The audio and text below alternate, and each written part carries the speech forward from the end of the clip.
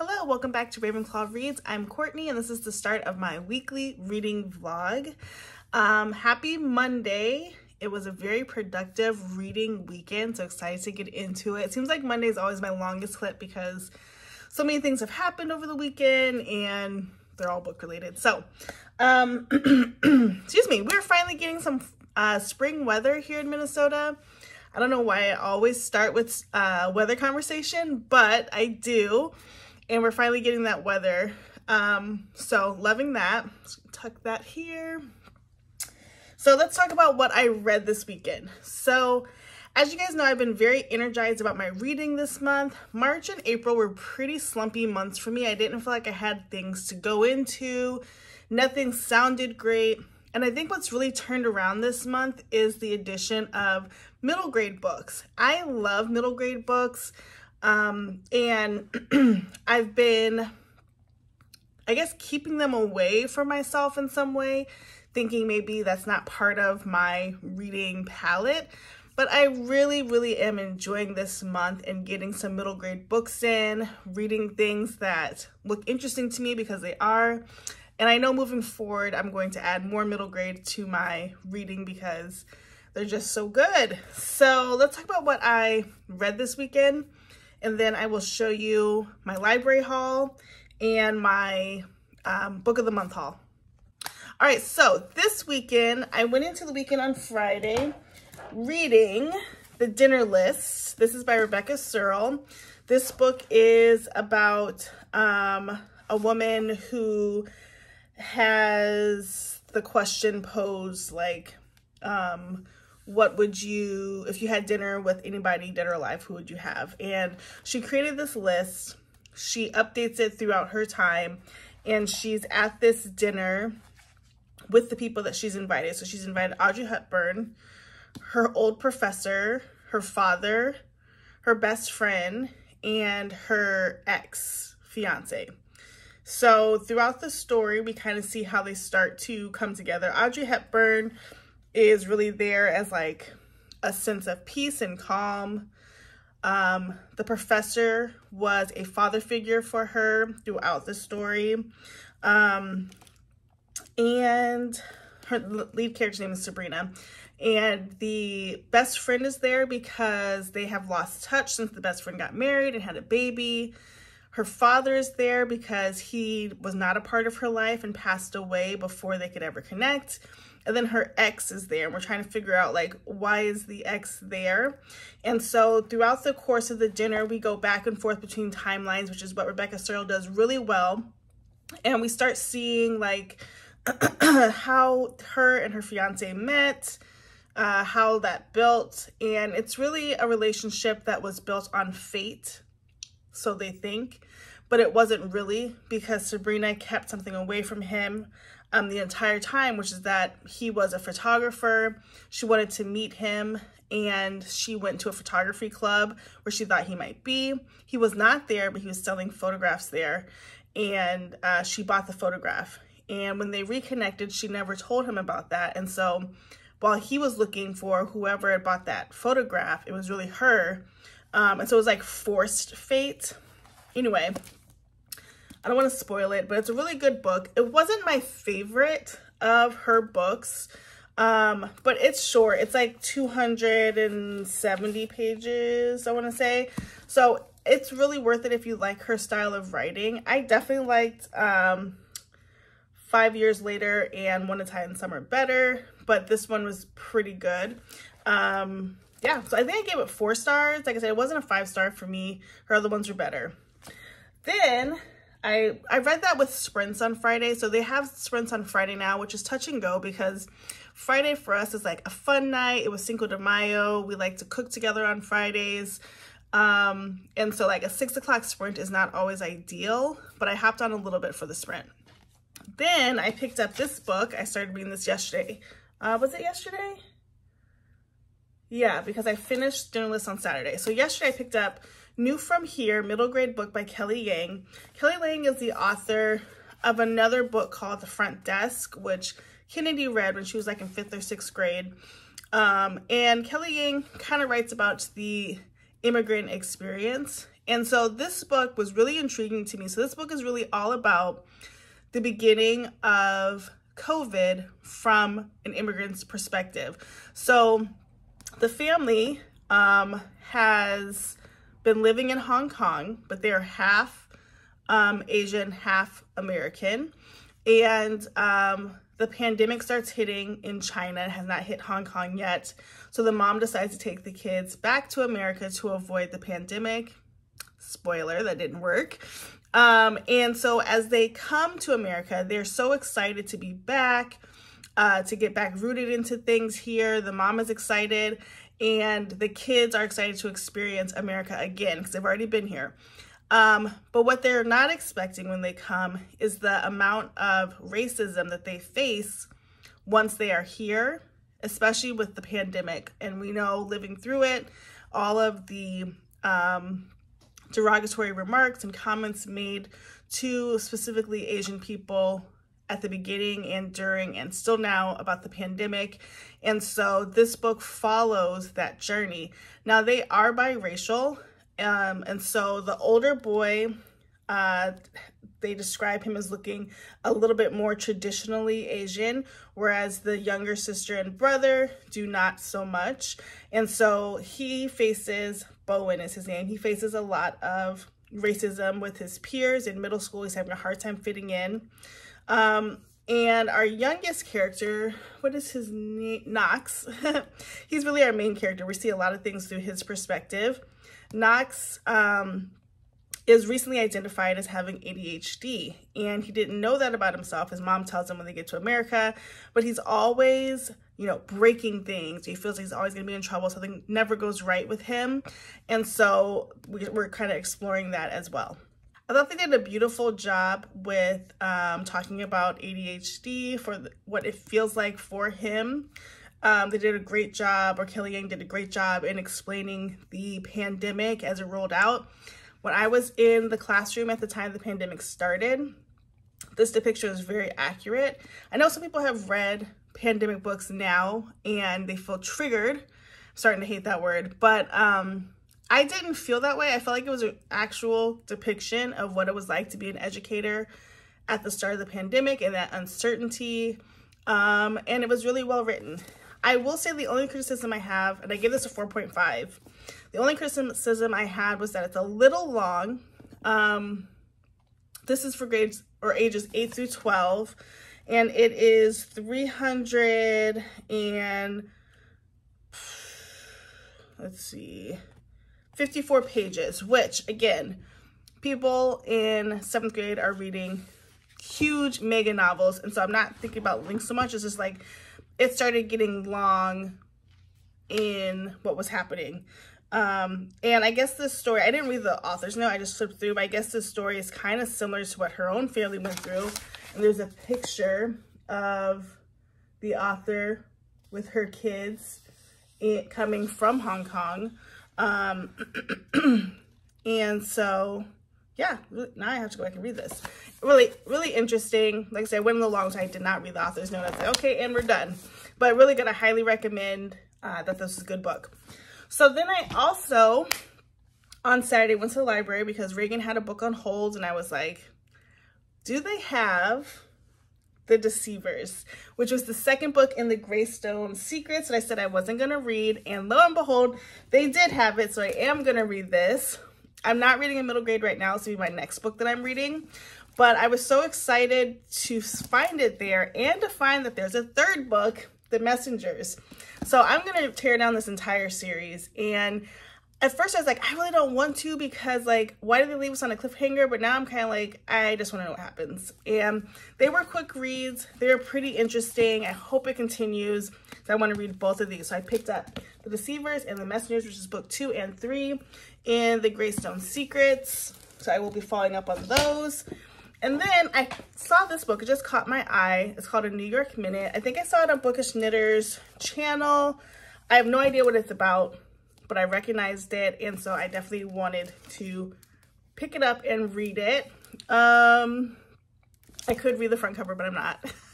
We'll just see if I get to it. I'm on a roll, so we'll see. All right, then on Saturday, my Book of the Month Club books got delivered. I was so excited because, you know, I have paused Book of the Month before. A couple people in the BookTube world that I follow had canceled their memberships, and I was like, what's the buzz? Like, why are people canceling? What did I miss? But I ultimately kept it. And, you know, they don't always have the best books, and sometimes they're just not what I'm looking for. But this month they were on target. So I actually got 3 books. So you get 1 book with your membership, the way mine is set up, and then add-ons are like $10 each, which is great because they're all hardcover, and $10, you can't beat it. So here's what I got. Okay, the first book I got was Abby Jimenez, Yours Truly. This book was one of the Book of the Month picks, and it is, I know it's new. I did pick up her other book. What was the name of it? I forgot. It's got the blue and yellow cover. If I can remember, I'll put it down below. But I never read it, so I didn't really get into it. But I was like, okay, this is a decent Book of the Month Club pick. This is one I'll pick. This is the only one I liked. This one says, Dr. Brianna Ortiz's life is seriously flatlining. Her divorce is just about finalized. Her brother's running out of time to find a kidney donor. And that promotion she wants, oh, that's probably going to the new man doctor who's already registering 80-7 on Brianna's pain in my butt scale. But just when all systems are set to hate, Dr. Jacob Maddox completely flips the game by sending Brianna a letter. Okay, so we'll see. Not in a rush to read this, I'm gonna be honest. But what I was excited about was the add-ons. So the first add-on I got was a book that I've already read, but it's One Italian Summer. And as I said, I've already read this. I really, really liked it. And it was a library pick that I borrowed. And so I wanted to have a copy of my own. No other reason but to just have a copy. So that's going on the bookshelf. And then I was very excited to see that they had The True Love Experiment by Christina Lauren. This book doesn't come out until May 16th. So that's another really great perk of Book of the Month Club, is that sometimes they have these early releases. And this is the book that I'm currently reading. So I started this yesterday after I finished New From Here, and I'm already on page page 146, chapter 20. And this story follows Connor and Fizzy, and they live in the same world as Dr. Pina and Jess from The Love Equation. And so in The Love Equation, we're introduced to the DNA test that shows chemistry between couples. This continues on that journey. We meet Connor, who is a executive producer for a TV show who loves doing documentary and conservation work. The network tells him that his next project will be a reality show. It's going to be a dating show, and he needs to find a charismatic love interest female. And so he goes to his ex-wife's house. They're co-parenting, they're doing good, and finds a book from her favorite author, Felicity Chin, and they call her Fizzy. Felicity Fizzy Chin takes a meeting with Connor about this project. She's immediately turned off by the project. She doesn't want to do it, but she rethinks it because she doesn't have her book ready that's supposed to be due. It's like 3 months overdue, and Connor's kind of cute, and she's gonna call all the shots. So she makes a list of book trope guys that she wants to have, and she's really going to act out this scene of the dating show, right?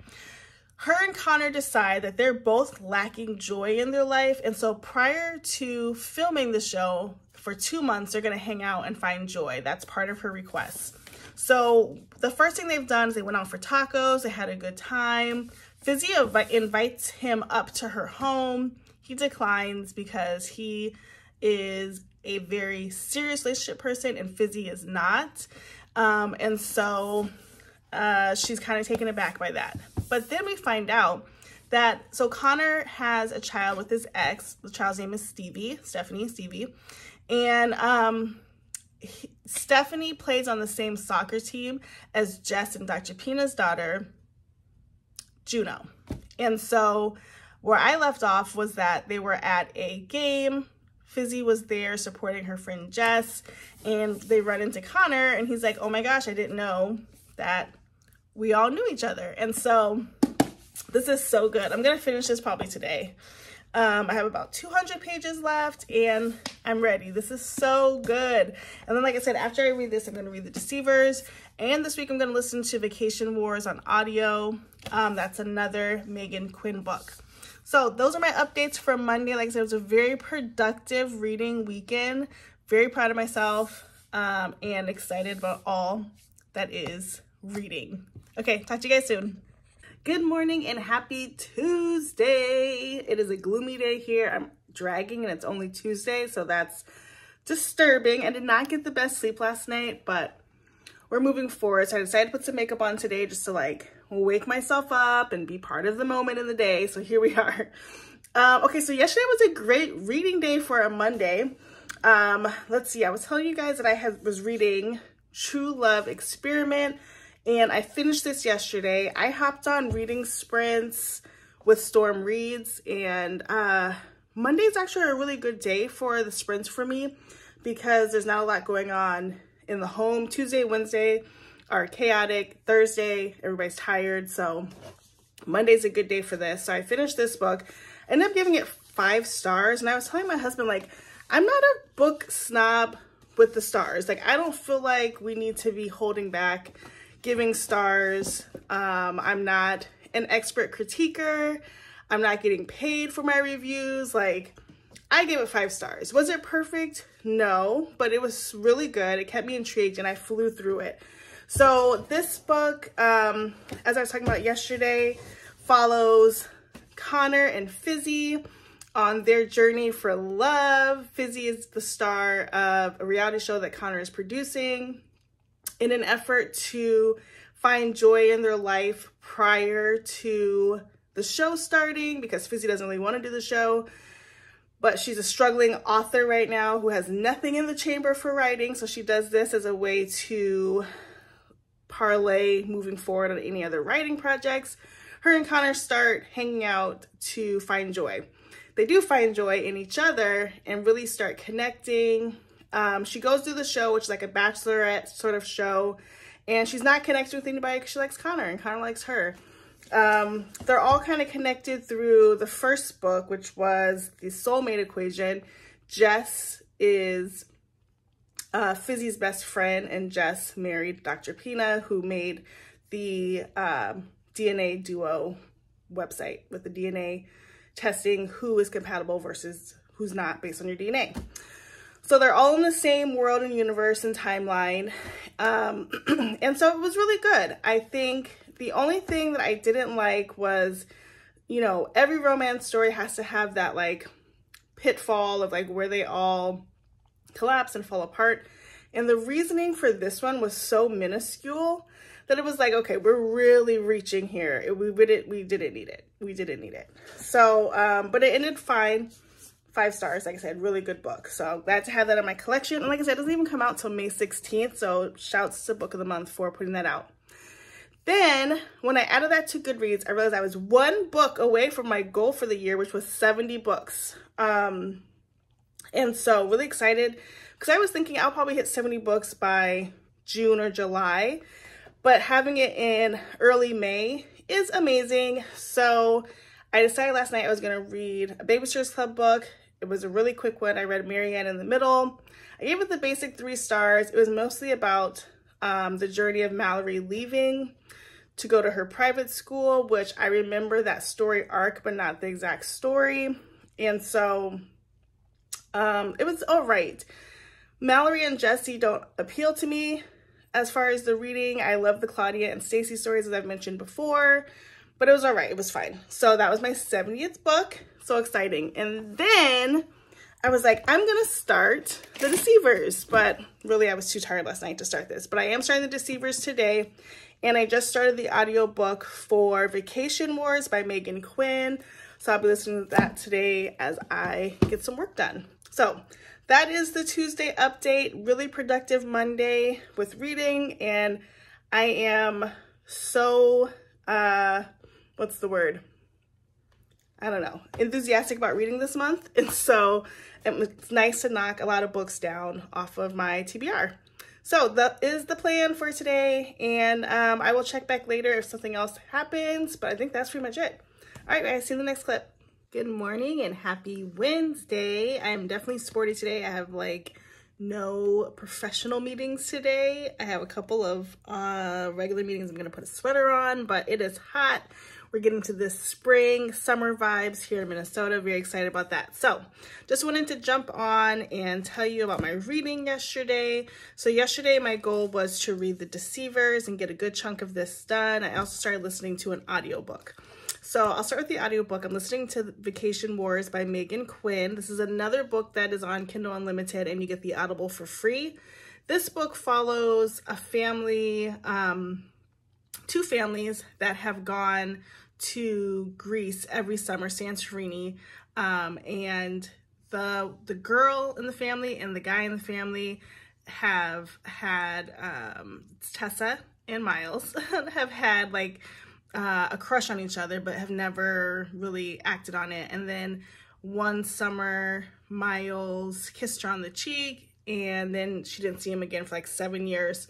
So now she's back in Santorini. She has a twin sister, and their twin sister and the friend have like this pact around like falling in love. And so it's a contract pact thing. Tessa wants to get out of it, and so she has to prove that she's fallen in love. Anyway, she's in cahoots with Miles to do this. So fake dating. It's not the best, honestly. Again, this is like another one of the audiobooks that's just kind of running and I don't have that much context to it. So what happened last week when I did this is as I got further into it, it made more sense. But this one's not the best. I probably won't even finish it this week, but I have about 4 hours left on it and I could care less about it, but I'm hoping it gets better. Then I started The Deceivers. This is book 2 in the Greystone Secrets. I said I wasn't going to read it, but then I kind of had to. So in this book, we are still following Chess, Emma, and Finn and Natalie on their quest to find their mothers. We left off in the last book where their mothers were left in the alternate universe. And this book started with Natalie's dad, who was divorced from the mom, taking on the Greystone kids. So now Natalie and the Greystone kids all live together trying to figure out what's going on. They find out that they think the lever that they pulled to sort of enter the other realm is the magic, and you can use that. They find an inscription on that lever that says you can basically use it wherever the two rooms are the same in each world. So they decide to go to Natalie's house to use it, and they wind up in other Natalie's house. And it's really weird. Natalie's giving me vibes that she knows what's going on. I'm on page, what did I get to yesterday? 199. And Natalie, we've now gone to part 2 of the book. It's from Natalie's perspective. And Natalie is giving me vibes that she kind of knows what's going on. And I kind of feel like she's not the Natalie they think she is. She's old Natalie. She's run into her grandma in the other world who has passed away in the reality world a year ago. She's not that shocked. It's just like some things are coming together. So I'm in a point where like, I don't have that much to say about it yet. I just need to figure out what's going on. And so I will be reading another big chunk of that tonight. We do have library today, but it's a short library day. So I'll be reading this at home, but I really want to figure out what's going on. And if this leaves on a cliffhanger, I'd be so irritated. But there is a book 3, and so I need something resolved in this book, though. But yeah, so that's what's going on for the reading today, and I will check in later. Bye, guys.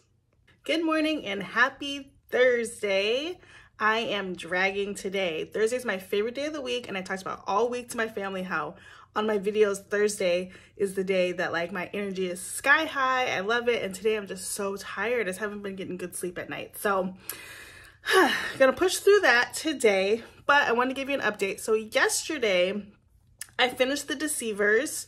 That was book 2 in the Greystone Secrets. I don't have it in my hand because I immediately returned it back to the library. We had library yesterday.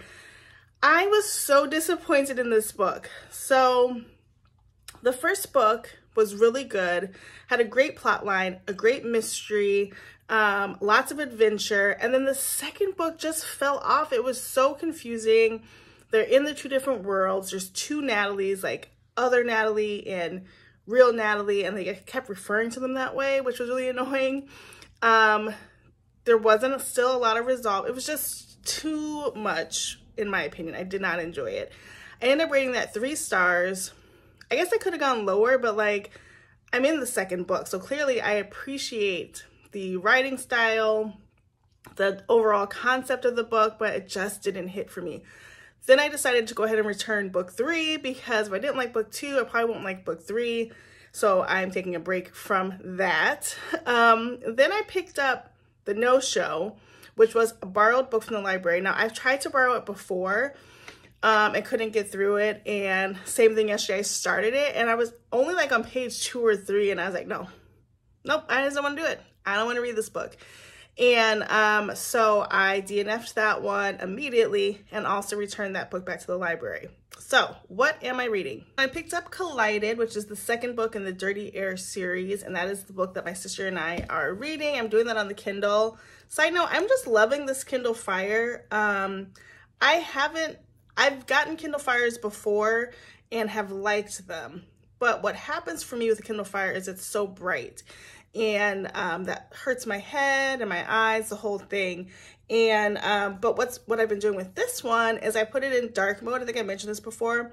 Put it in dark mode and it helps a lot. And so I just like the feel of this one. I like the screen size, and I've been using this one a lot. More than my Paperwhite right now, although I still do love my Paperwhite. So I love all the Kindles. So I'm reading that. I also downloaded Harry Potter and the Half-Blood Prince because I wanted to read that again this month. Of course, I have the paperback book, but they're all on Kindle Unlimited. So as I've stated before, I kind of like to have both a physical and a digital if possible, especially if I don't have to pay for one of those. Like, I don't want to pay twice. If I can get one on the library or Kindle Unlimited and one in hand, that's great. And I want to go to that soon. I'm also still listening to Vacation Wars, which is getting better. I still don't love it, but it's getting better, and I'm already invested like halfway through. And then, of course, at the library I had a book on hold. So I picked up this book, Ghostlight. This book was on Bookish Knitter's channel. It's another middle grade. Again, loving middle grade. I will be doing that from here on out. This one says, Gabe tells this story Rebecca Strand and her father fell to their deaths from the top of the Gibraltar Point Lighthouse in 1839. Just how they fell or were they pushed remains a mystery, and their ghosts haunt the lighthouse to this day. So kind of a spooky tale, I'm guessing. Not in a rush to read this, but I'm definitely glad that I have it. I don't think that it'll be a problem renewing this. My library has a system where if nobody else wants the book, you can renew it up to like 5 times and it does it automatically for you. So I'm not in a rush to read this, but I definitely wanted to grab it. So today I'm going to try to dig into Collided and Vacation Wars. This is going to be one of those in-between days where I won't finish anything today, really, but I will get some reading done. So that's the update for Thursday. Send me positive vibes. Hopefully I get some more energy. Okay, talk to you guys later. Hello and welcome to Friday. I am in a different location. I'm waiting to pick up Reagan. It is like 3:40. It's been a day, just kind of busy. I'm just so tired this week. I just don't know what it is. Anyway, just wanted to update you. So as I predicted yesterday, I am still in the middle of 2 books, the Vacation Wars on audio and Collided, book 2 of the Dirty Air series. They're both on my nerves. No one is better than the other. For Vacation Wars, it is just kind of dragging this whole idea of like being in a war. Tess is in a war with her sister and friends on like finding a good guy. She doesn't want to be set up by them. So she is in cahoots with Miles, her longtime crush. He has a crush on her. So they're sort of fake dating, but they're like each other per usual. But Tess is just very annoying. She's very self-deprecating and it's just not getting better. But I have 2 hours left and this was like a 12-hour book. So I'm going to finish it. And then Collided, I'm over it. I'm about 65% in. I'm going to speed read the last little bit because it's kind of annoying as well. You know, we have our 2 main characters. They're kind of going through the same things. Sophia, is it Sophia or Sophie? She's not supposed to date Liam, but Liam likes her. They decide to be friends with benefits, and it's just like, I don't like it. Here's my major issue, and I talked about this with my family. This is a trope that I really dislike in books, and it is the I'm so tiny girl. It's so annoying. So it's like we hear over and over how small Sophia is. They've said her feet barely scrape the ground when she's sitting, and she can fit in a bag of luggage, and she's just a pixie. Like, it's getting so annoying, and I just don't know why that has to be a character trait. So that's it. And Liam's really cringy as well. So not my favorite.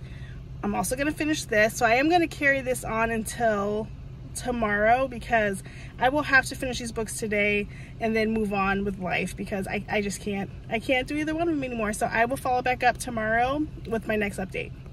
Hey guys, and happy Saturday. Welcome to the end of this weekly reading vlog. This has been a really great week of reading.